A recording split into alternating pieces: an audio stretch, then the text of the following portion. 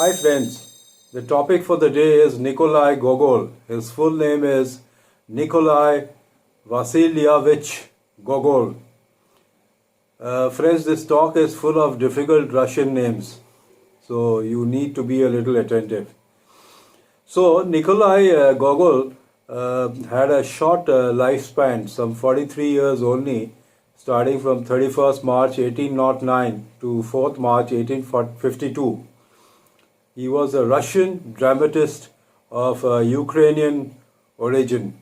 The popularity of Nikolai Gogol in India can be judged by the fact that the main character in Jhumpa Lahiri's 2003 novel, The Namesake, and its consequent movie in 2006 is named after Nikolai Gogol, because his father survives a train crash while clutching on to a copy of one of Gogol's books in his hand.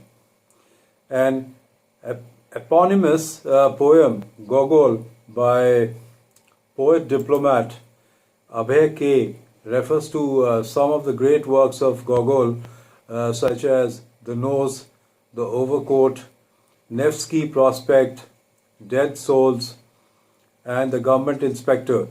Gogol's story, the tale of how Ivan Ivanovich quarreled with Ivan Nikiforovich, was adapted into a Marathi movie titled Katha Don Gangpatre Vanchi in 1996. The movie was directed by Arun Khopkar and dialogues were written by Satish Alekar. The movie had Dilip Prabhalwalkar and Mohan Agashe in lead roles. So with all this, you can imagine how popular this particular author has been in India. Although Gogol was considered by his contemporaries to be one of the preeminent figures of the natural school of Russian literary realism, later critics have found in his work a fundamentally romantic sensibility with strands of surrealism and the grotesque in his works, such as The Nose, Wave, which is a horror story, The Overcoat, Nevsky Prospect. His early works, such as Evenings on a Farm near Dikanka, were influenced by his Ukrainian upbringing, Ukrainian culture, and more than that, the Ukrainian folklore. His later writings satirized political corruption in the Russian Empire, which includes The Government Inspector and The Dead Souls, two of his famous novels. His novels, Taraz Bhul Ba of 1835 and the play Marriage of 1842, along with the short stories Diary of a Madman, the tale of how Ivan Ivanovich quarreled with Ivan Nikiforovich, The Portrait, and The Carriage were all among the best of his works. So they are very difficult names to remember, but I have somehow narrated them to you. Gogol was born in Ukrainian Cossack town of Sorokensy in Poltava Governorate of the Russian Empire. His mother descended from Leonti Kosyarovsky, an officer of the Lubnai regiment in 1710. His father, Vasily Gogol Yanovsky, was a descendant of Ukrainian Cossacks who died when Gogol was just about 15 years old. He belonged to the petty gentry who wrote poetry in Ukrainian and Russian and was an amateur Ukrainian language playwright. As was typical of the left bank Ukrainian gentry of the early 19th century, the family spoke Ukrainian as well as Russian. As a child, Gogol helped stage Ukrainian language plays in his uncle's home theatre. In 1820, Gogol went to a school of higher art in Nizhyn, and that Nizhyn is now known as Nizhyn Gogol State University, and remained there until 1828. It was there that he began writing. He was not popular among his schoolmates, who called him a mysterious dwarf. But with two or three of them, he later formed a lasting friendship. Very early, he developed a dark and secretive disposition marked by a painful, self-conscious, and boundless ambition.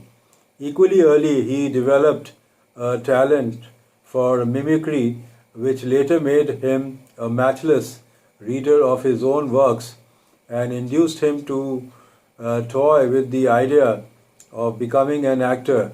In 1828, upon leaving school, Gogol came to St. Petersburg with vague but ambitious hopes. He wanted literary fame and brought with him a romantic poem of a German idyllic life. It's a difficult name, Hans Kachelgarten. That's the name of the poem. He had it published at his own expense under the name of Elvau. The magazines he sent it to almost universally derided it. He bought all the copies and destroyed them, swearing never to write poetry again.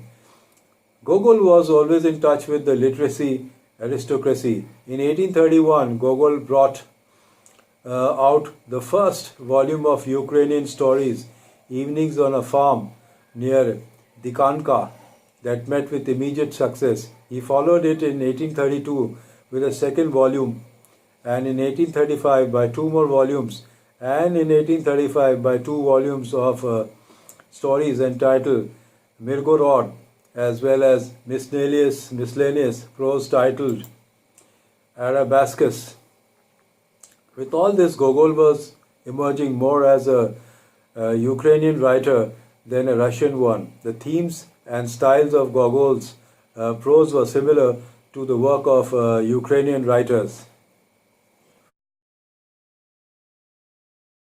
Gogol developed a passion for Ukrainian history and tried to obtain an appointment in the history department at Kiev University, where despite the support of Pushkin and Sergei Uvarov, the Russian minister for education, his appointment was blocked by a Kievian bureaucrat on the grounds that he was unqualified for the job. His fictional story, Taras Bulba, based on the history of Ukrainian Cossacks, was the result of his interest.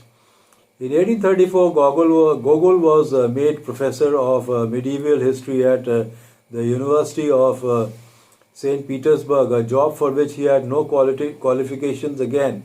At the final examination, he sat in utter silence with a black handkerchief wrapped around his head, simulating toothache, while another professor interrogated the students.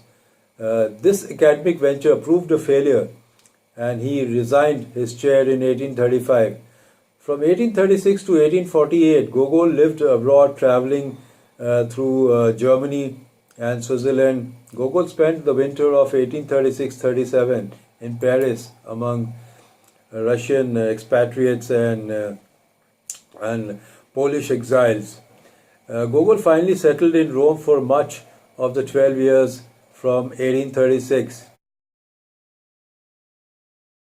Gogol was in Italy developing an adoration for Rome. He studied art, read Italian literature, and developed a passion for opera.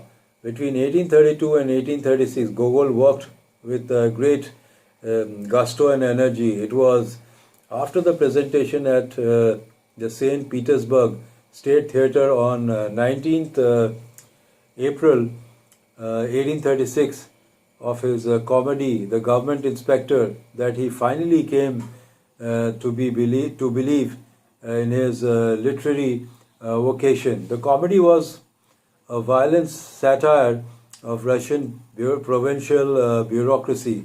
In 1841, the first part of Dead Souls was ready, and Gogol took it to Russia to supervise its printing.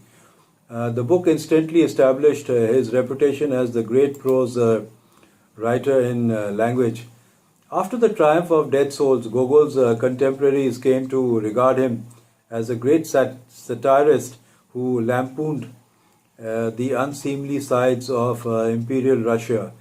In April 1848, Gogol returned to Russia from a pilgrimage to Jerusalem and passed his last years in restless movement throughout the country.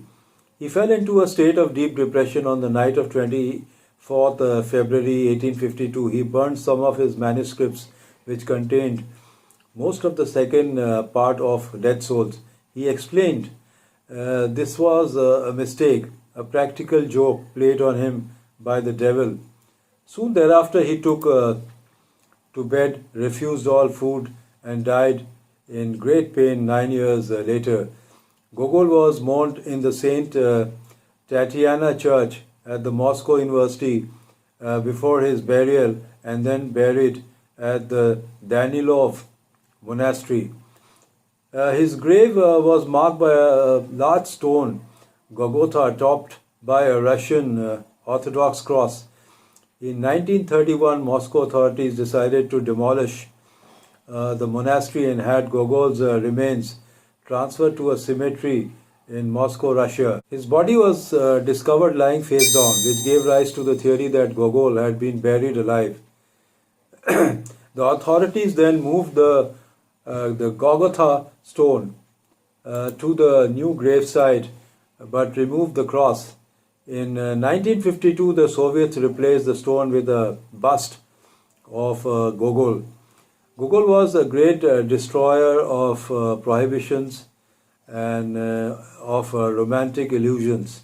He undermined Russian romanticism by making vulgarity reign where only the sublime and the beautiful had before. So, if you see, Gogol died very early. He struggled quite a lot, and at last he got fame, and that fame went across countries. It even came to India. So, friends, that's all for today. Goodbye, and see you soon.